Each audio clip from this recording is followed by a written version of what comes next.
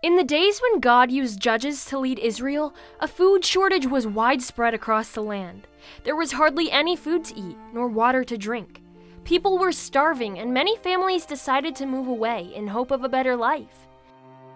One such family was that of a man named Elimelech, who took his wife Naomi and their 2 sons to the land of Moab. They were sure that they could make a better life there and were excited to start a life there.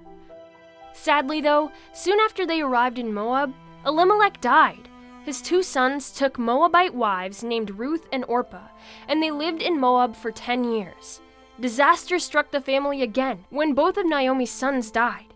This was sad and scary for Naomi and her sons' wives. Who was going to provide for and protect them? They were left to take care of themselves. Naomi decided to go back to Israel, to the land she knew so well, to the people she understood, a language she knew, and a community who would accept her in her sadness. She wanted her daughters-in-law, Ruth and Orpah, to stay in Moab to start new families, but Ruth resisted. "No, I will go wherever you go. I want to be part of your people. I want to worship your God as well."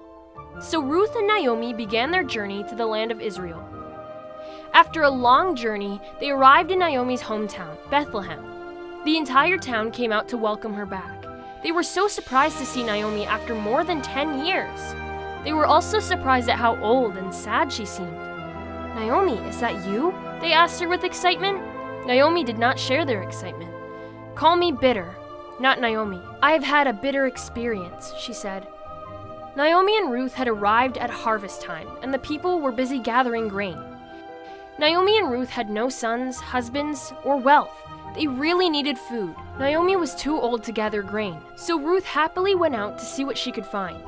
She ended up gathering the leftover scraps in a field that belonged to a man named Boaz. This man was very rich and well known for being a good man. He was kind to everyone, and he loved God.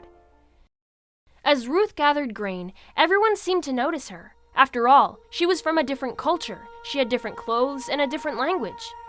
Boaz saw how hard she worked. He asked one of his managers, "Who is this girl who has been collecting grain in my field?" "Ah, that is Ruth, the daughter-in-law of Naomi," he replied. So Boaz was very kind to Ruth and made sure that everyone was nice to her and let her gather all the grain she needed. In fact, he even let her eat with his servants. When Ruth came home after a hard day's work, she told Naomi all about the kind man named Boaz. She told her about how he took special interest in her. Naomi remembered that Boaz was a relative to her dead husband, Elimelech. In those days, it was common for the closest relative of the family to help in time of need. Naomi saw this as a great opportunity for Boaz to be the family rescuer, or kinsman redeemer, as they called it. She told Ruth that she must continue gathering grain from his field. After all, he had been so kind. Why go anywhere else? Day after day, Ruth gathered in his fields. Boaz offered her protection, food, and kindness. Day after day, they grew to enjoy being near one another. Naomi was hoping this would happen. Boaz liked Ruth. Ruth liked Boaz. So Naomi came up with a plan. She told Ruth, "Late at night, I want you to go and wake up Boaz. It is time for you to let him know that you want him to marry you. You want his protection, his security, and his love." Late one night, she came to Boaz as he slept outdoors. "I am Ruth, your servant. Please protect me." Boaz did, but there was just one problem. There was another relative of Elimelech who was closer in relation than Boaz. It was really his job to care for Naomi and Ruth and provide Ruth with a son. So Boaz, being the kind man that he was, had a town meeting and invited the other relative. He told the other relative about the opportunity, and to Boaz's delight, the man said no. With all that cleared up, Ruth and Boaz were married. Soon they had a baby boy, bringing great joy to both of them and to Naomi, who was able to help raise him. Naomi, the old woman who had experienced so much sadness, was now filled with new life and joy.